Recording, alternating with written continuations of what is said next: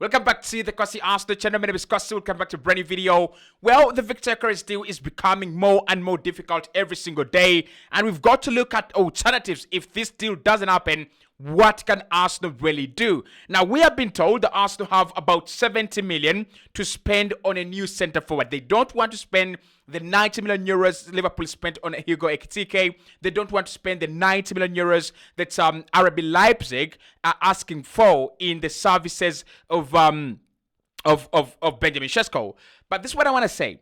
And I want to say two things very clearly before we begin this video. Nicholas Jackson should not be in the minds of Arsenal. Yes, we were told about like 4 weeks ago, that Arsenal were also considering Nicholas Jackson.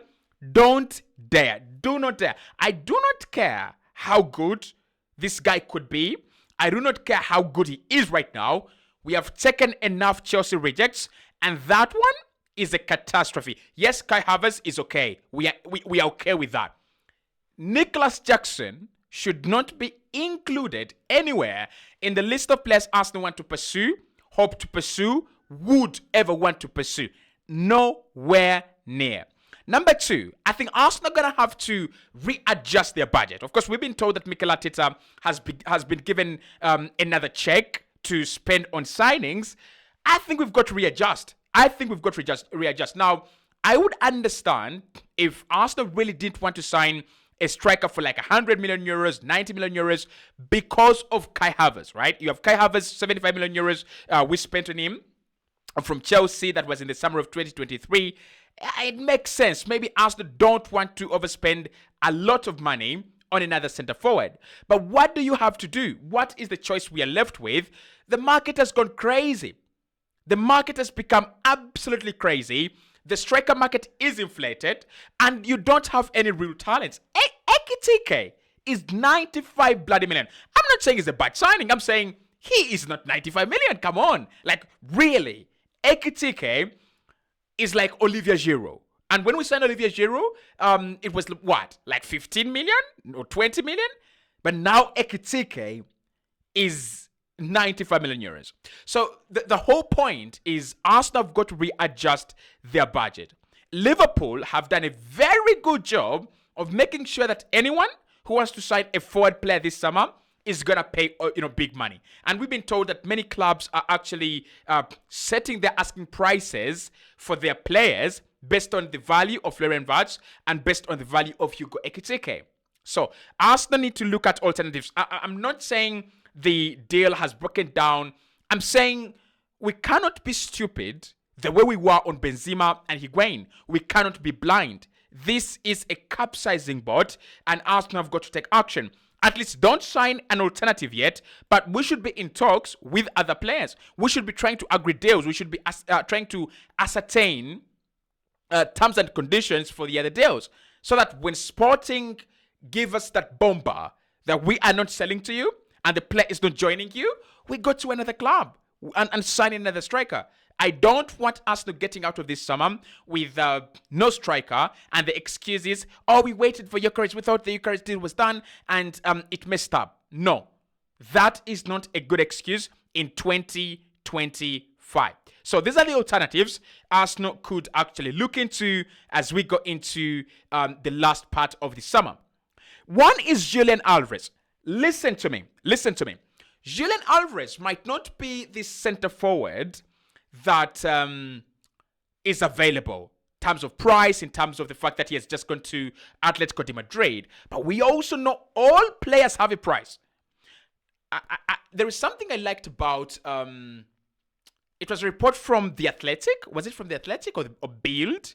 That if Arsenal were going to pay high amounts of money, they would go for a more serious striker than Benjamin Sesko and Victor GYOKEREZ. So they were thinking of GYOKEREZ.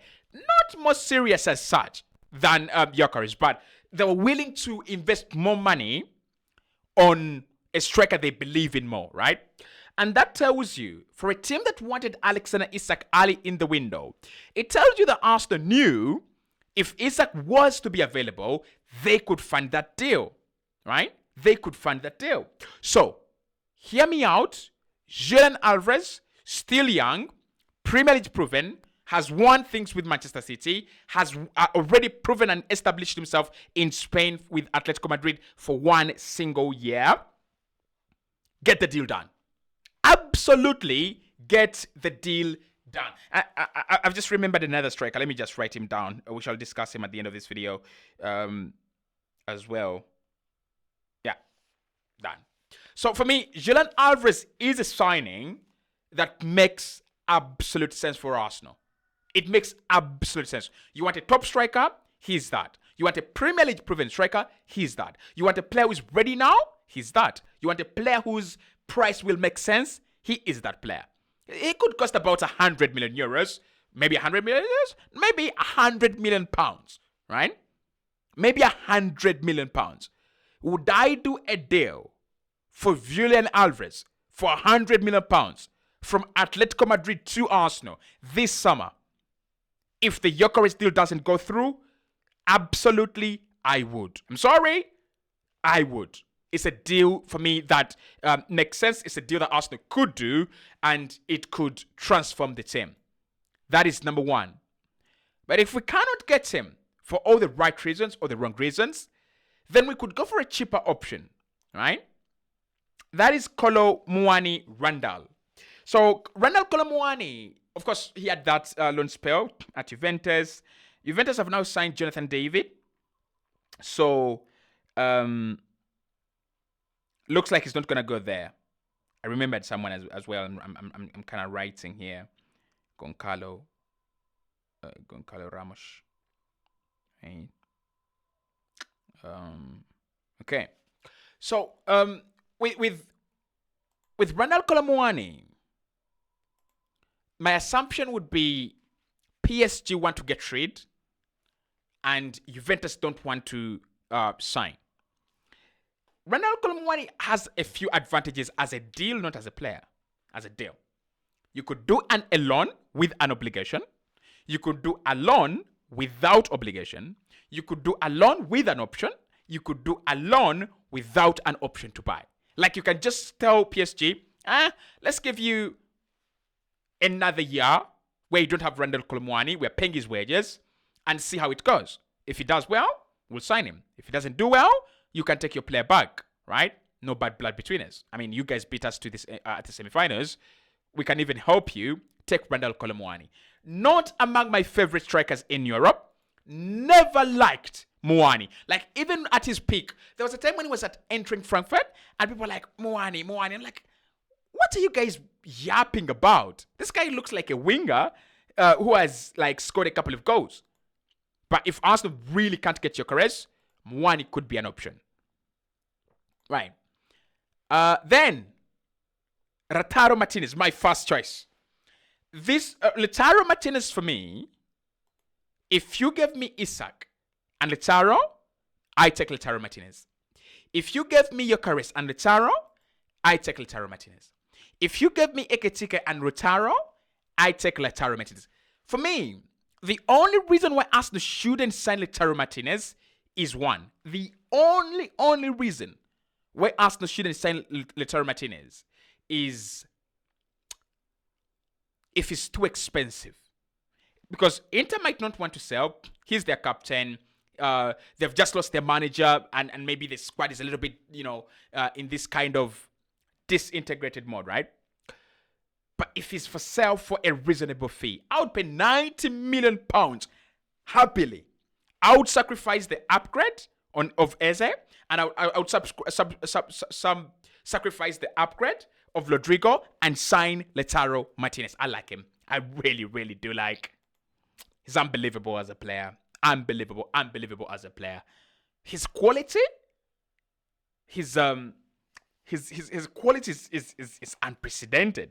And I've already seen him as this, Aguero kind of profile.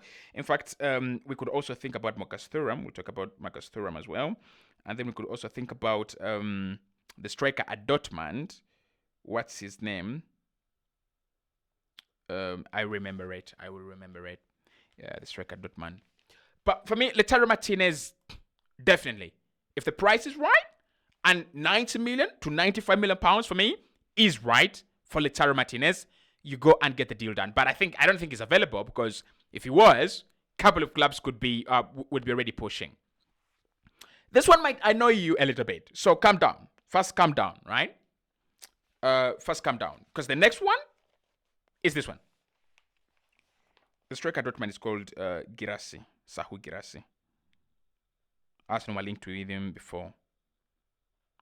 Don't know how much it would cost, but we'll talk about him. Then, of course, Mateta.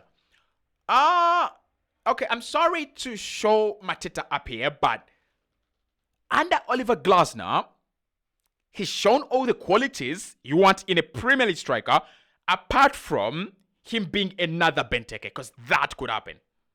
Chris, we know that we have had scums of strikers who have made it their way to the top level and did go so well. Now, obviously, Mateta is not that quality option, and Arsenal would only go in for Mateta if the worst comes to the worst, I'll presume. But for a team that has been linked with Nicholas Jackson, Arsenal don't end to surprises. Like, Arsenal could surprise us, honestly, with a Mateta boom. And it's not the worst option out there. Obviously, he's not a 20-25 goal machine, but so is Šeško. And Šeško was our number one option. And Šeško is not a 20-25 goal machine. He's not. We are being told about his ball striking and his future. Nobody has a guarantee of the future. If we were signing players for the future, and that was a real premise for signing signing a player, where is Pepe? Where is Chamak? Where is Yaya Sanogo? Where are all these guys? Right? Their future was bright. So Mateta,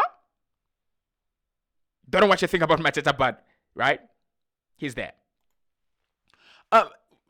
If we readjust our budget, I was only thinking, could we go back for Benjamin Šeško? If we readjusted our budget. Because the problem with the Benjamin Šeško deal is that Leipzig are not even willing to put any feet down. They're saying 90 million. Hey, can we talk to you? 90 million. Hey, is anyone available? 90 million. Šeško, 90 million. That's what they're saying, right? And us, they're like, no, we can't do that. We need room for negotiation. So if we readjust our budget, could we go back for Benjamin Šeško? I mean, he's Mikel Arteta's favorite. He's Mikel Arteta's number one. So why not? This one is very likely, and that's why I'm saying that with options like Mateta, they make sense, because even Watkins is likely, very, very likely.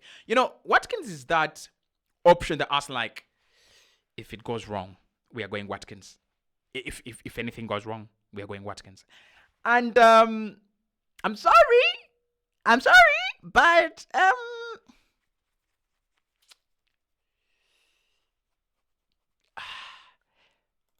if you sign Watkins in the summer, he's 30, right? Or 29. How much does he go for? Like 30 million? Because we are told Villa have already sold their women's team. So they don't have PSR issues and urgency for money. I don't know, but Watkins, real option. I wouldn't have a problem with Watkins. He's a good striker, but like I said, don't consider this option. That one, however much I like Arsenal, if we do this one, I am gonna go mad. Honestly. Then the options that I thought about during the video while I was recording, which is funny. Alexander Soloth at Atletico Madrid. Not a 2025 goal striker, but very, very close in profile to Alvarez, but he is a center forward, and Alvarez is a midfielder. Then there is Goncalo Ramos at PSG. Is Goncalo Ramos really good and he has not got opportunity for Portugal and PSG? Or is he a mediocre that we're trying to make excuses for? I don't know. Marcus Thuram at Inter Milan. Great option. Great option. And then Sahu Girassi. Sahu Girassi is at Dortmund, right? And I also want to talk about a bit of Samu Omorodian. I don't know if you know this guy. He's Spanish, right?